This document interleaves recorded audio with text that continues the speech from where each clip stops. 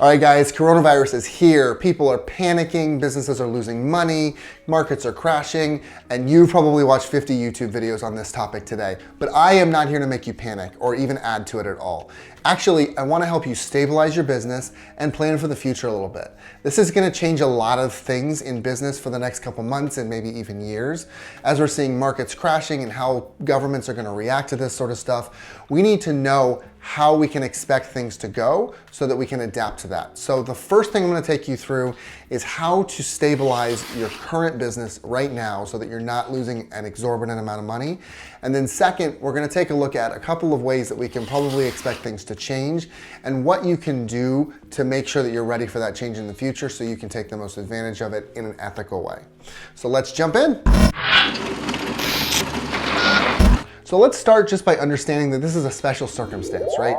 The last time that we saw something on this scale was World War II. I mean, I could be wrong, but I can't think of another event since World War II where we had people in these very tight isolationist situations where you're not allowed to go out of your home and people are very fearful and they start thinking about themselves, right? Because that's human nature. We're doing the same thing now as we did in World War II. Humans on a mass scale, they think about themselves, and that doesn't mean just the individual, though of course it does. It also means the group of people. So that would be the country, for instance, or the culture, and how we can preserve our people, right? And so that's what's happening now. That's why all of these quarantine actions are happening, and that's why markets are crashing, because as people are quarantining themselves and there's fear around this and people are just kind of keeping everybody who's an outsider out, we're seeing that trade can't happen as easily, right? And so when trade can't happen, a lot of businesses that rely on trade can't operate. And so you just see this trickle down. I mean, that's kind of an economics lesson, but effectively what we know then is that the first thing to go is non-essential items. So if you're selling things like food or gas for cars, you're probably okay because people are gonna need those things. But if you're selling a course on mindfulness, for instance, it's gonna be a little bit tough because you're not gonna be prioritizing, as a person who's thinking about survival, a course on mindfulness when toilet paper, for some reason toilet paper, is the most important thing on everybody's mind, is getting enough of that toilet paper in their house to be able to weather whatever storm is gonna come. So let's just understand that to start with, and then we can kind of figure out how to stabilize from there in our current situation. So to stabilize, we want to first look at what the industry is and what the trends in that industry are. So you understand what your industry generally is. You probably have a relatively good idea of the direction that the industry is going in. But if you don't have data, you don't have anything, right? You need to know exactly what your trends are. So look at the trends for some really important things in your industry, what things are going up, what things are going down, and you're gonna understand better how you need to react. You'll know that if you keep on this even keel, you'll be okay, or you probably need to start focusing on something that's really been skyrocketing lately so that you can make sure that you're providing the right service at the right time so that you don't have a lot of loss in your market share. So for instance, if you're in government services, let's say, and there's some service that the government is really unprepared for, they just didn't have anything there, then you can jump in and say, look, I can prepare you something and here's a government contract and let's get this set up. That's something that's gonna be really advantageous to you. I'm not saying take advantage. I really wanna make that clear in this video. Do not price gouge. It is completely unethical. It's uncalled for, and all it's gonna do is destroy your business in the long run. What I'm saying here is I want you to look at the trends, understand the way that things are changing, because this is a changing landscape and it's very fast. So you need to understand, relatively speaking, what's happening right now so that you can adapt your business to it. That's what I'm saying. But beyond just stabilizing for now, stabilizing is gonna go beyond that and into the future. You need to look at what's gonna be happening in 6 months or a year based on historical trends, because this is not going away anytime soon. These quarantine zones are really meaning that the machine has just stopped. And if the machine has stopped, nobody's going into brick and mortar stores. I live in Belgium, and in Belgium, restaurants are closed. There are many stores that are closed. Schools are closed. The economic machine is slowing to a halt right now. And because of that, people are not able to work. They're not able to earn money. In some circumstances, companies are paying their employees as if they were coming to work, But that's hurting those businesses, right? Because they're not earning anything on the back end or on the front end. So it's really having a huge economic impact, and this is not gonna go away soon. So a couple of specific things that you want to think about. So the most obvious example I can give you here is a baby boom.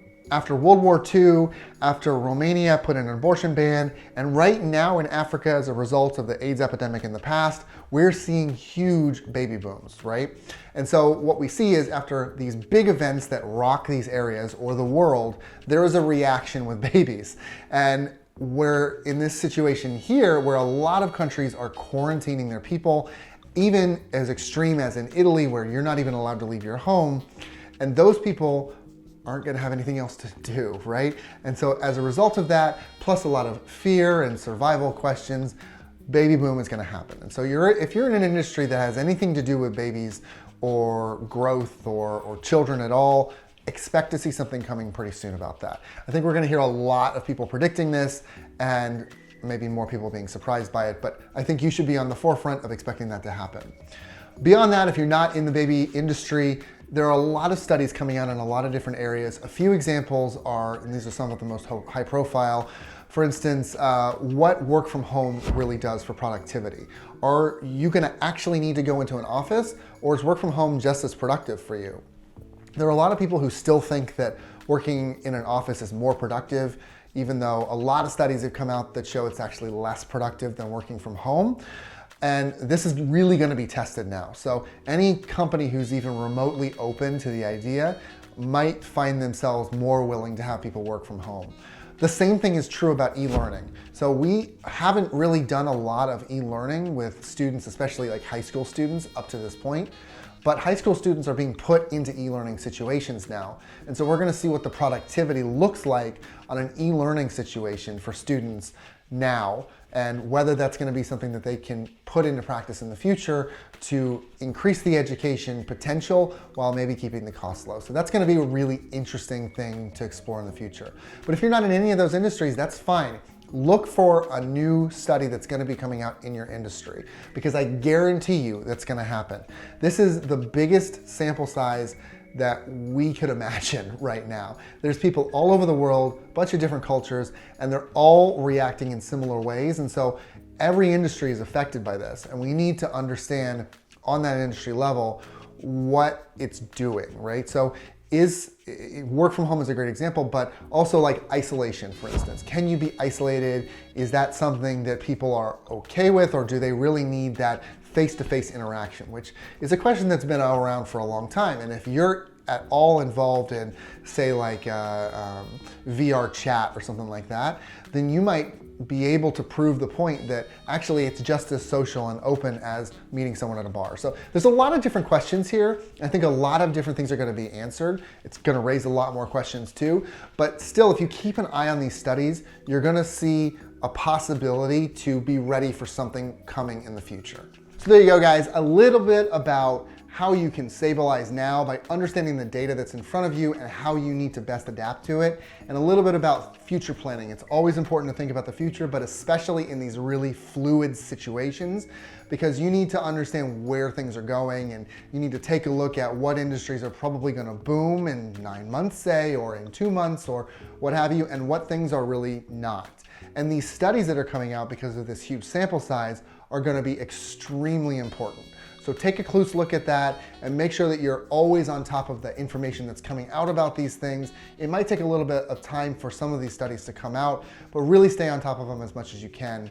And then the last thing that I wanna say just before I get out of here is I just wanna put this in your head one more time. Do not take advantage of people. Taking advantage of understanding the data does not mean taking advantage of people. Not only is it unethical, but you're a jerk, okay? People are dying, you need to be respectful of that, and you need to not try and take advantage of the situation. This guy out here on the New York Times that has, I don't know, 17,000 or whatever it is, Purell bottles, and he's trying to sell them on Amazon for 70 bucks a pop. Good for Amazon for taking them down, because that's uncalled for. It's ridiculous, and now he's a pariah. And congratulations to him, he screwed himself, because he's a pariah now, and he's gonna be a pariah for years. because people are going to remember this, and no one's going to trust him. He has really ruined his reputation for a long time. The internet doesn't forget.